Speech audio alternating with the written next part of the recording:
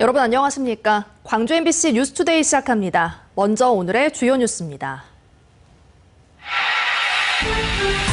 광주시가 2028년 전국체전 유치를 검토하는 가운데 수백억 원의 예산이 들어 시 재정에 부담을 줄 수 있다는 우려가 나오고 있습니다. 경남 거제의 섬 이수도가 특별한 관광 상품을 마련해 관광객은 물론 주민 수도 늘어 지역 소멸 대응의 모범 사례로 꼽히고 있습니다.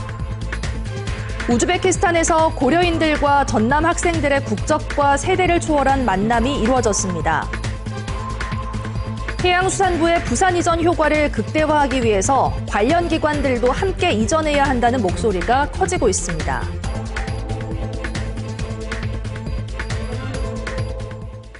광주시가 2028년 전국체전 유치를 검토하고 있습니다. 이미 2조 원이 넘는 지방채로 광주시 재정이 어려운 상황인데 수백억 원의 예산이 들어가는 전국체전을 유치할 경우 부담을 가중시킬 수 있다는 우려도 나옵니다. 보도에 김영창 기자입니다. 광주에서 열린 전국체전은 지난 2007년이 마지막입니다. 광주시 체육회가 20년 만에 2028 전국체전 유치에 뛰어들었습니다. 그동안 2015 세계 유니버시아드 대회와 2019 세계 수영 선수권 대회 등 굵직한 국제대회를 치렀던 만큼 경험과 인프라는 충분히 갖추고 있습니다. 관건은 재원 마련입니다. 전국체전에 드는 비용은 최소 600억 원. 하지만 예산을 집행하는 광주시로서는 부담스러운 상황입니다. 현재 2조 원이 넘는 지방채로 인해 예산 여력이 충분치 않은 데다 정부의 예산도 삭감됐기 때문입니다.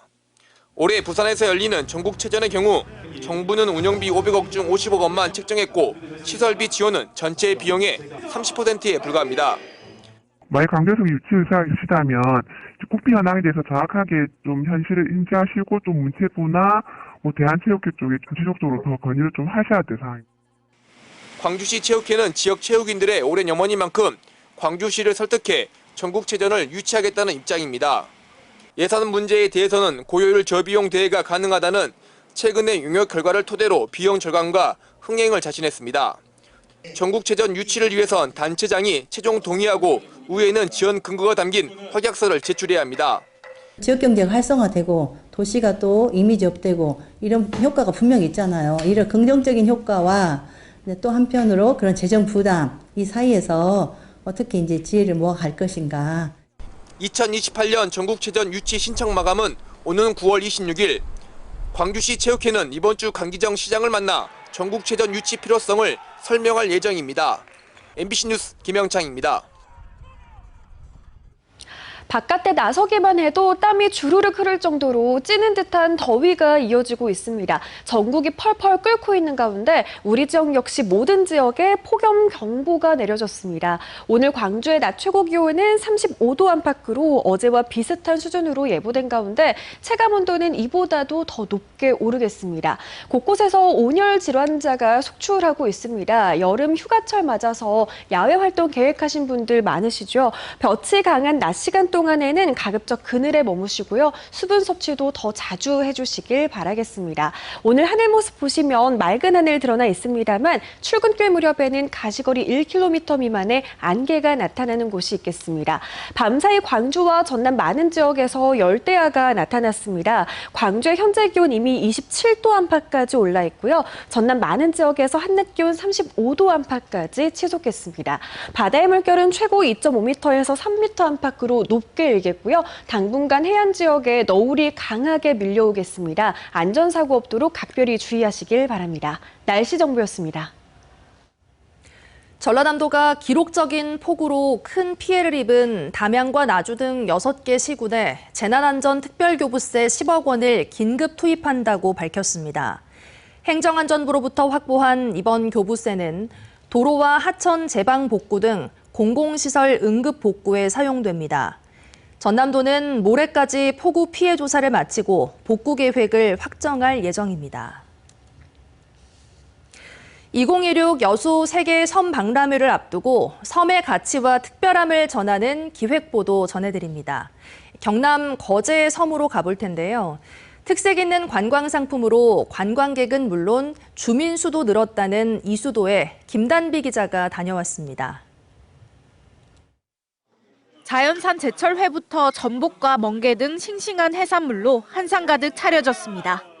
매 끼니마다 10여 가지가 넘게 나오는 찬에 탄성이 절로 나옵니다.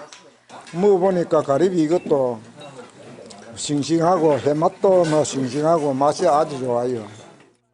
경남 거제도에서 배를 타고 10분이면 닿는 이수도. 숙박에 점심과 저녁, 다음날 아침까지 세 끼를 10만 원 정도에 제공하는 1박 3식이라는 독특한 관광 프로그램이 운영되고 있습니다. 낚시객에게 식사를 제공한 것이 계기가 돼 관광 상품화로 이어졌고 섬 전체 50여 개 민박 가운데 16곳에서 1박 3식을 제공하고 있습니다. 전국적으로 입소문을 타면서 지난해에만 13만 명이 다녀갔습니다. 주말에는 이제 단체 인원이 많아요. 그래서 10명 이상 이렇게 손님들이 많으시니까는 저희 집만 한 8, 90명 되고 이수도 전체적으로 한 1000명 이상. 배를 든든히 채웠다면 이제는 섬을 둘러볼 차례입니다. 이수도에는 해안가를 따라 3km의 둘레길이 조성돼 있습니다. 둘레길을 걷다 보니 어느새 전망대에 도착했는데요. 푸른 바다를 배경으로 거가대교와 창원, 부산까지 한눈에 내려다 보입니다. 아름답고 한적한 해변도 있어 가족 단위 휴가를 즐기기에 안성맞춤입니다. 물놀이 할 데가 있나 해서 참 이수도 처음 왔으니까 한번 저 둘레길로 어디로 저리로 한번 둘러보려고 그래요. 주민들의 노력으로 이수도는 활기를 되찾았을 뿐만 아니라 거제 11개 섬 가운데 유일하게 인구가 늘었습니다. 이수도만의 관광 상품이 지방 소멸 위기에 대처하는 모범 사례로 꼽히고 있습니다. MBC 뉴스 김남미입니다. 최근 한 대학이 참사를 창작 소재로 삼은 것과 관련해 유족들이 2차 가해라고 규탄했습니다. 129 여객기 참사 유가족협의회는 수원대학교 미술대학이 지난 19일부터 이틀 동안 고등학생을 대상으로 한 실기대회에서 비행기 추락 직전 40대 기장의 얼굴을 묘사하라는 문제를 출제했다는 사실에 깊은 분노와 충격을 표한다고 밝혔습니다. 이들은 누가 봐도 제주항공 여객기 참사를 연상시키는 설정으로 조종사 고인에 대한 심각한 명예훼손이자 모든 유가족에 대한 2차 가해라며 출제자 징계와 대학 차원의 공식 사과, 재발 방지 대책 마련을 촉구했습니다. 광주 전남 캄보디아 공동체가 어제 5.18 민주광장에서 전쟁 반대 집회를 열고 국제사회의 관심을 촉구했습니다. 캄보디아인 등 500여 명이 참석한 이번 집회에서 단체는 태국과 캄보디아의 국경 지역에서 무력 충돌이 이어지고 있다며 상황이 악화되면서 태국에서 일하고 있는 캄보디아 노동자들은 인권 유린까지 당하고 있다고 주장했습니다. 그러면서 캄보디아 주권을 지키고 노동자 인권을 보호하는 데 도움이 필요하다며 국제사회의 관심을 호소했습니다.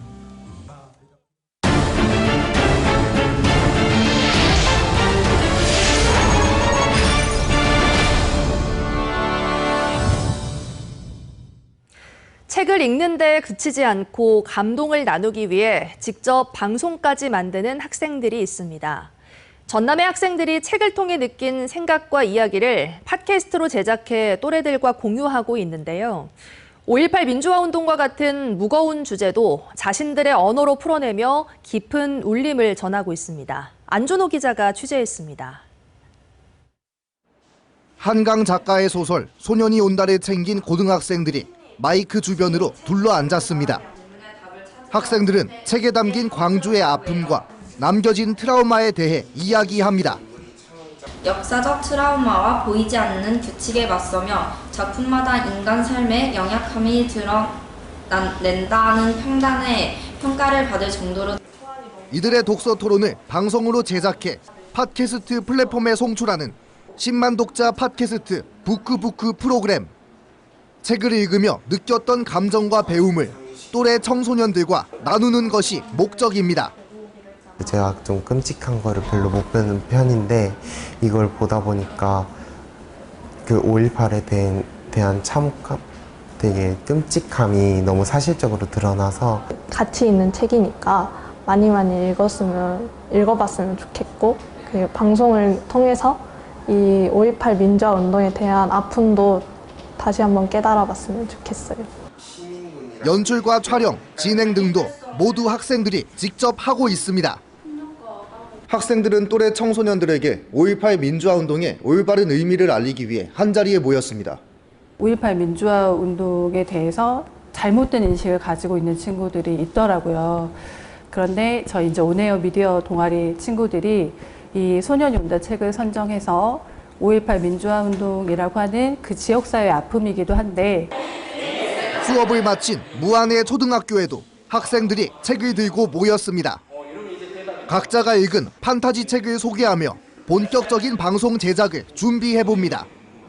저는 반짝반짝 추억 전당포라는 책을 소개할 건데요. 이 책은 각자 청소년의 아이들이 추억을 잊고 싶어서 마법사가 운영하는 추억 전당포에 가서 돈을 받고 추억을 잊고 3년째 이어지고 있는 전남교육청의 10만 독자 팟캐스트 부크부크.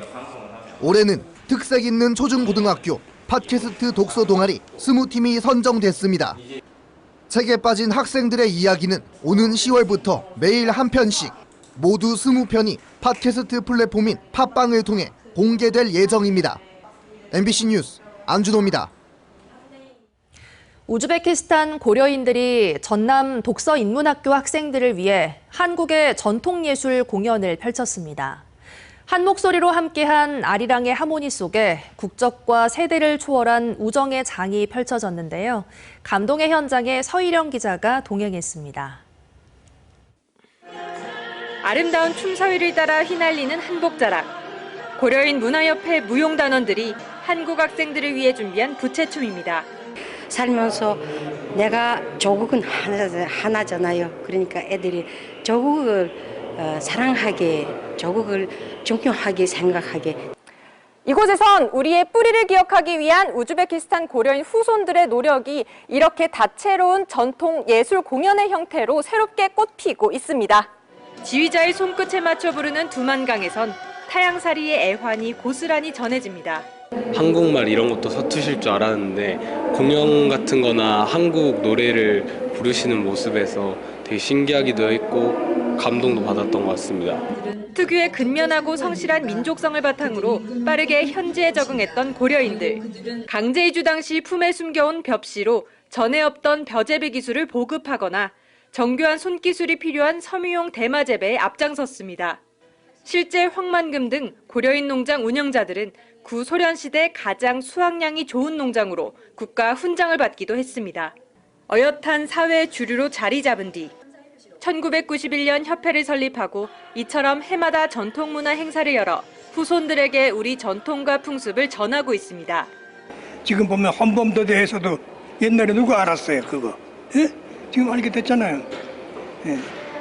그러니까 어떻게 보면 우리 역사, 영웅스러운 역사야, 우리 고려 사람들이.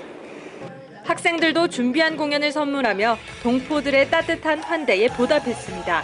이 공연을 보고 좋아해 주셔서 너무 뿌듯하고 우리 문화를 알릴 수 있어서 더 좋은 기회라고 생각해요. 시간이 지나면서 한국의 이제 문화와 언어 이런 것들에 차이가 생기고 이러면서 좀 많이 달라지긴 했지만 사실 저희는 한 민족이고 또 저희는 그걸 계속 기억해야 하고 국적도 나이도 상관없이 문화 예술로 하나 된 감동의 순간.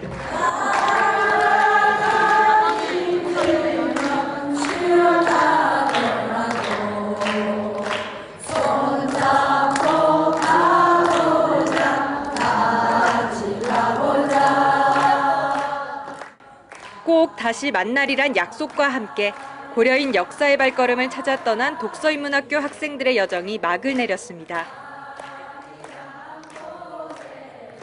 MBC 뉴스 서희령입니다. 집중호우에 이어 폭염까지 극단적인 날씨가 계속되면서 여름철 채소 가격이 크게 뛰었습니다. 한국농수산식품유통공사에 따르면 지난 25일 기준 광주 지역 수박 한 통 소매 가격은 3만 1,000원으로 지난달보다 32% 넘게 올랐습니다. 열무는 1kg당 4,513원으로 지난달보다 37% 가격이 뛰었고 풋고추는 100g당 2,990원으로 지난달보다 50% 넘게 급등했습니다. 전라남도가 기록적인 집중호우로 떠내려온 해양 쓰레기를 이달 말까지 수거하기로 했습니다.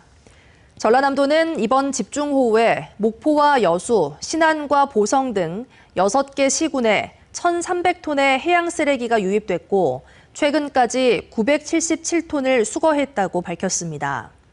또 해양 쓰레기 수거 대응력 강화를 위해 수거 처리 사업 국비 지원율을 현행 50%에서 70%로 상향하고 현대화된 해양 환경 정화선 건조 지원을 정부에 건의하기로 했습니다. 전라남도가 휴가철을 맞아 해수욕장과 계곡, 관광지 주변 음식점 등을 대상으로 오늘부터 다음 달 15일까지 원산지 표시 위반 행위 집중 단속에 나섭니다.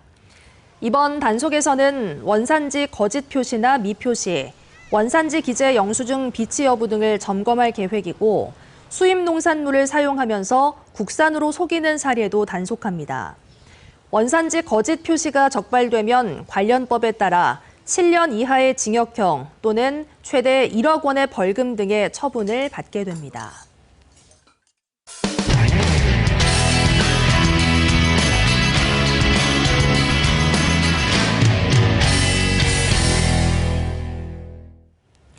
해양수산부가 옮겨가는 부산은 해수부 이전 기대감이 점점 커지고 있습니다. 여기에 관련 기관의 동반 이전이 필요하다는 목소리도 나오고 있는데요. 부산문화방송 김윤아 기자가 보도합니다.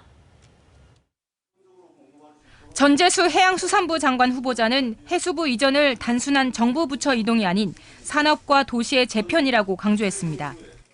해양수산 관련 기관을 비롯하여 주요 해운 기업까지 유치하겠습니다. 해수부가 최근 세종에서 해양환경공단 등 6개 관련 기관과 간담회를 가졌는데 사실상 동반 이전을 위한 첫 논의가 시작된 겁니다. 공공기관들도 혹시나 생각이 있을거나 아니면 내부적으로 어떤 게 있으면 잘 살펴서 한번 볼 필요가 있지 않겠나 이런 취지의. 부산시는 이들 6곳 외에도 극지연구소까지 모두 11곳을 이전 대상으로 꼽고 있습니다. 서울과 세종, 인천, 경기에 위치한 이들 전체 직원만 약 2,600명, 지역 근무 인원을 빼더라도 상당한 규모가 부산으로 유입될 거란 기대입니다. 서울에 위치한 해양환경공단은 해양 방제가 주요 업무인 만큼 항만을 가진 부산으로의 이전이 필요하고 항해 시설물 관리를 담당하는 세종의 한국항로표지기술원도 전국 최다 선박도시인 부산이 최적지란 평가입니다. 부산에 있는 해양과학기술원의 부설기관이자 북극항로 개척에 중요한 역할을 하게 될 인천의 극지연구소도 이전 대상 후보입니다. 이런 기획을 한꺼번에 다 옮기면 좋겠지만은 그게 안 된다면은 시너지 효과 가장 큰 기관들부터 순차적으로 빨리 이전할 수 있도록. 해수부의 수산 기능을 강화해 2차 관제를 도입해야 한다는 목소리가 커지고 있는 만큼 어업인을 지원하는 수협중앙회도 부산 이전 요구가 높아지고 있습니다. MBC 뉴스 김윤아입니다. 강원도 속초에서 러시아 블라디보스토크를 오가는 국제 카페리호가 다음 달 운항에 들어갑니다. 지난해 운항 중단 이후 1년 5개월 만에 다른 선사가 선박을 인수해 운항 재개에 나선 건데요. 항로 활성화를 위한 과제도 적지 않습니다. MBC 강원 영동 김영호 기자가 보도합니다. 속초항으로 중형급 카페리가 들어옵니다. 길이 167m, 16,000톤급 국제 카페리는 다음 달부터 속초항에서 러시아 블라디보스토크까지 화물을 수송할 예정입니다. 이번에 속초항에 들어온 선박은 1년 5개월 전에 북방 항로 운항을 중단했던 것과 동일한 것입니다. 지난 2023년 속초항에는 10년 만에 북방 항로가 재개돼 기대를 모았지만 선사 측의 경영 악화로 3개월 만에 운항이 중단됐습니다. 이번 신규 선사 측은 지난 3월 해당 선박을 인수하고 최근 해양수산부로부터 조건부 국제해상 여객 운송사업 면허를 취득했습니다. 당분간 주 1회 화물 위주로 운항한 뒤 사업이 안착되면 운항 횟수를 늘리는 한편 여행객 유치에도 나설 계획입니다. 항만의 어떤 각종 인프라는 상대적으로 좀 열등하고 열악한 부분이 있지만은 저희가 그런 것도 어느 정도 감안하고 사업을 시작했기 때문에 충분히 그 부분은 빠른 시간에 이제 극복하고 조만간에 동해 쪽하고도 거의 비견될 수 있는 그 정도의 모객은 기대하고 있습니다. 하지만 항로 정상화를 위한 과제가 적지 않습니다. 안정된 출입국 수속과 화물 통관을 위해서는 인근의 국제 여객 터미널이 최적인데 건축물 안전 문제로 공사를 해야 합니다. 시설 보수 보강이 완료되는 내년까지는 현재의 국제 크루즈 터미널을 임시 사용해야 합니다. 북방 항로를 유지하고 있는 동해항과의 경쟁 구도도 걱정입니다. 속초항에 투입된 선박은 동해항 선박보다 5,000톤가량 큰데 북방 항로의 러시아 화물 수요가 얼마나 늘어날지 장담하기 어렵습니다. 강원특별자치도 운항 관련 부서와 협력해서 항만의 인프라를 개선해서 항만 경쟁력을 높이고 관광산업과 물류산업의 활성화를 통해서 지역경제 활성화에 기여할 계획입니다. 속초항 국제 카페리는 다음 달 5일부터 첫 운항을 시작하는데 당분간 러시아에서 수요가 많은 중고차 운송 위주로 운행이 이루어질 전망입니다. MBC 뉴스 김영호입니다. 포항에서 70세 이상만 참가할 수 있는 경로당 어르신 주산 경기 대회가 열려 눈길을 끌었습니다. AI 시대에 주산이 필요할까 싶지만 어르신들에게는 집중력과 기억력 향상으로 치매 예방에 좋고 무엇보다 삶의 활력을 불어넣고 있습니다. 포항문화방송 김기영 기자가 취재했습니다. 2,124원이요, 1,256원이요, 5,764원이면 젊은 사람들도 따라가기 벅찬 속도에도 주판 하나를 튕겨가며 계산에 여념이 없는 어르신들, 천단위, 만단위 덧셈을 척척 계산해내는 어르신들은 주산을 배운 지 1년밖에 되지 않습니다. 한 문제만 틀려도 탈락하는 도전 골든벨 방식의 경기여서 곳곳에서 탄식과 환호가 터져나옵니다. 결승전에 오를 최종 후보 10명이 가려지지 않을 만큼 계속 정답을 맞히자 진행자는 속도를 높여 고난이도 문제를 연이어냅니다. 1시간 만에 겨우 우승자가 가려졌습니다. 주사는 좋은 것 같아요. 우리 생활에 계산하는 게 많잖아요. 그런데 머리로도 계산을 할 수 있다는 게 너무 감사하고 너무 좋아요. 주산을 배우고부터 경로당에는 고스톱이 사라졌고 활력이 넘칩니다. 고스톱 붙이는 분위기도 확실히 없어지고 이 시간을 기다려주고 그랬더 너무 좋았어요. 뇌건강 지도사 자격을 갖춘 자원봉사 강사들은 주산이 뇌건강을 촉진해 치매 예방에 그만이라고 말합니다.